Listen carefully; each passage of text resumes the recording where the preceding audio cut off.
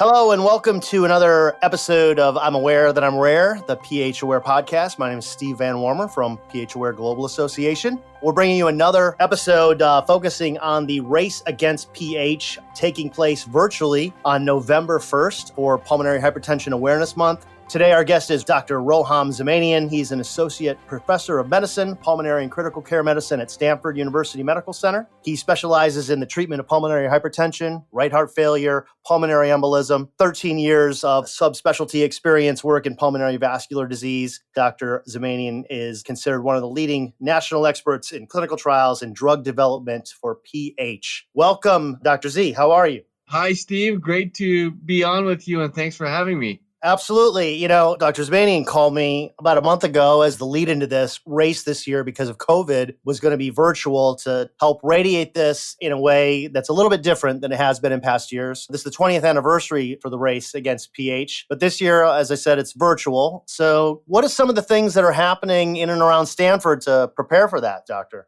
Steve, first and foremost, thanks again for doing this and helping spread the word. This is of huge importance to us, and the 20th anniversary is something that we didn't want to delay. A lot of people get together and start working many months in advance for a race against pulmonary hypertension.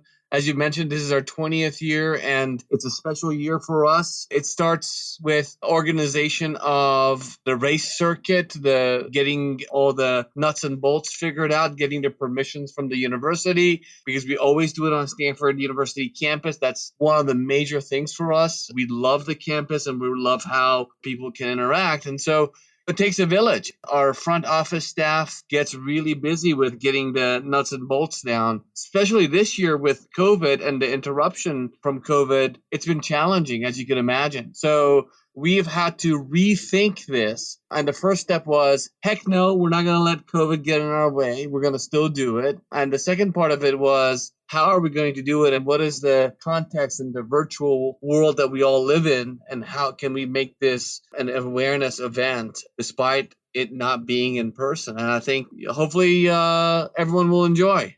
For people that are listening, just to get information about the race, that can be done at the Stanford Race Against pH website. That is med.stanford.edu/raceagainstph. That's where you'll find all the information about the race this year and all the details. What does that really mean? When does this start? Technically, it takes place on November 1st, but a virtual race starts whenever you want. Where is it going to be held? It's going to be held anywhere this year. So that means people can participate virtually by running, jogging, walking on a trail, on the road, on a treadmill, on a track. So your own race at your own pace, I should say. Also, wanted to tell listeners that who does this benefit? The good news is we've done a lot. Certainly, it hasn't been as much as finding a cure, but as the path. So the race has gone to fund the UN Family Fund at Stanford, and the proceeds have been spent on research that involves finding new therapeutics. At Stanford, we've had 3 therapies from bench to bedside. We're working on the third one right now. It's gone to education. We have the longest standing official curriculum-based pulmonary vascular disease fellowship in the United States, if not the world. That has graduated more than 25 physicians. I'm one of them, who have all become leaders in pulmonary vascular disease, and has supported some of their research ideas as well. So we've had a ton of research that has been performed, and I can give you examples. We've published on the basics of pulmonary hypertension, Dr. Rabinovich's lab, Dr. Vinicio de Jesus Perez, Edda Speaker Card. Those are all my colleagues who are in the lab, and some of the proceeds have gone to help them develop certain projects. We have a database and a biobank on the clinical side that has been really helped by some of the proceeds from the race. And the things that we've published on, you can read in the literature, including identification and recognition of methamphetamine as a cause of pulmonary hypertension and how methamphetamine-induced patients do with pulmonary hypertension, to looking at blood marker signatures of the disease and looking at a disease solely based on the blood signature and what does that blood inflammation signature tell us about the disease. So I can list so many publications. There are hundreds of publications that have sprung out from the activities of the faculty of the Wall Center, and all of them are in one way linked to the activities of Wall Center, including the Race Against pH. this event is not solely an event to support research at Stanford.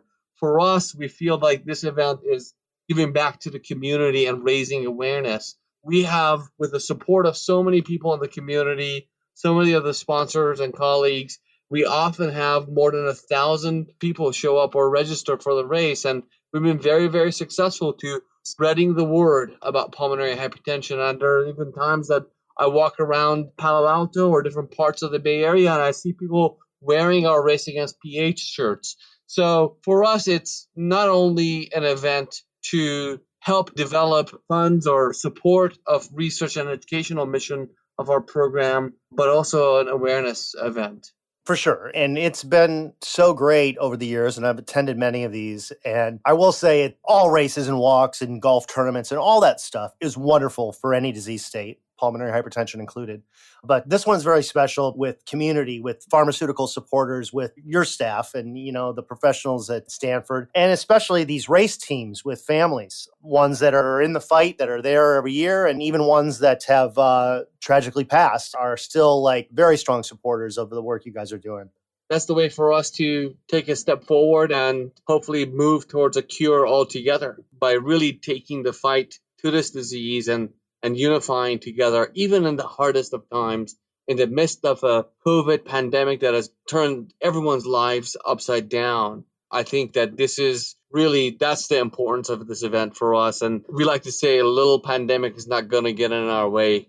You guys have patients and families that come from all over that receive care and treatment, whether it be evaluation or transplants or whatnot. I would think that a lot of these people are not necessarily members of the local community. So maybe they've moved back to other parts of the country or world for that matter. So it's kind of an interesting endeavor that there's the hope or possibility that people are going to be taking part of this virtual race from many parts across the country or the world.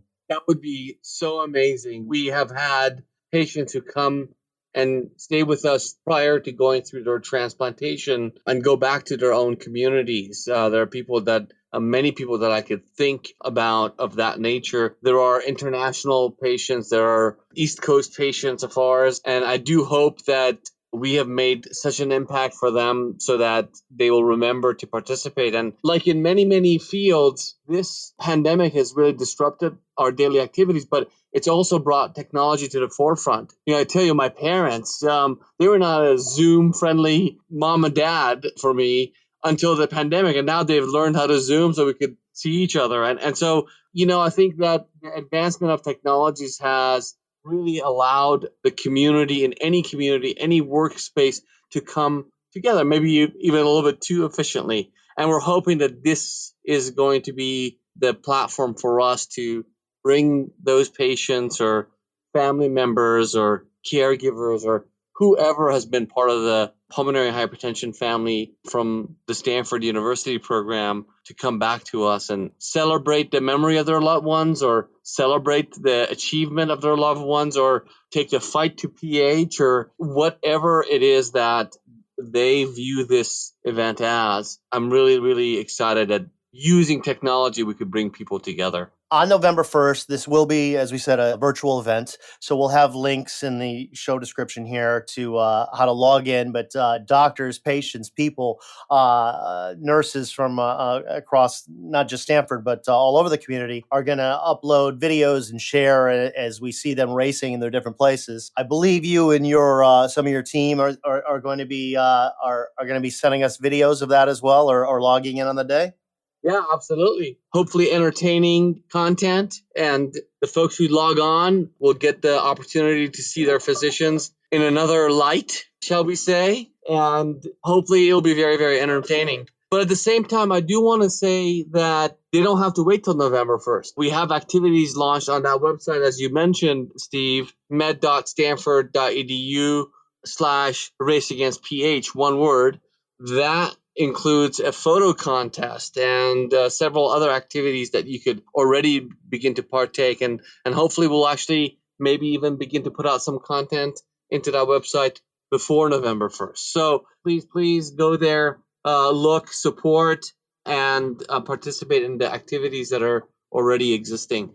That is true and 100% correct. And including for this particular episode, when people are listening, the one for this week that we're in is a contest called Time to Blow Some Bubbles. It's going to be sponsored by the Wall Center at Stanford. This particular contest is October 19th through the 23rd. And as we've discussed on other episodes here, PH patients do 6-minute walk tests. But today, we're going to ask that people do 6-minute bubble blowing contest. And what that means is we want people to blow or create their best bubbles in 6 minutes, whether that means attempting to look as goofy as possible. You can blow gum bubbles, you can blow soap bubbles, however you want to do it, however silly you want to make yourself look. You can do that. Send your photos of your silliest bubble blowing looks. That deadline for that submission is Friday, October 23rd at 3 p.m. Pacific. So make sure you include your name on the image file. Again, the link will be in the show description here.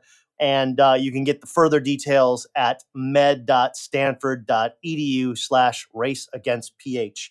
Dr. Zamanian, thank you. I really appreciate it. We're looking forward to continuing this all throughout October as we go into Awareness Month here to the Race Against PH on November 1st. Thank you, Steve. I really, really appreciate it. And I have to say, on behalf of the faculty and the staff of the Adult Pulmonary Hypertension Program, we're really grateful for everyone who participates in this.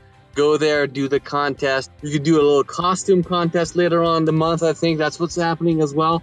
But Steve, I have to say that we're grateful to you and PH Aware for giving us a voice as well. Frankly, what we do best is medicine and care of patients in medicine. And you all have talents. Everyone in this community has talents. We're really grateful that you and the PH Aware team allows us that exposure. Again, we all have personal reasons, and when we come together, I hope it shows everyone, and certainly it gives me hope that we can really make a big dent in this disease. Well, I really appreciate it. Thank you so much for being here, and everybody, we'll look forward to seeing you all between now and November 1st. Thank you so much.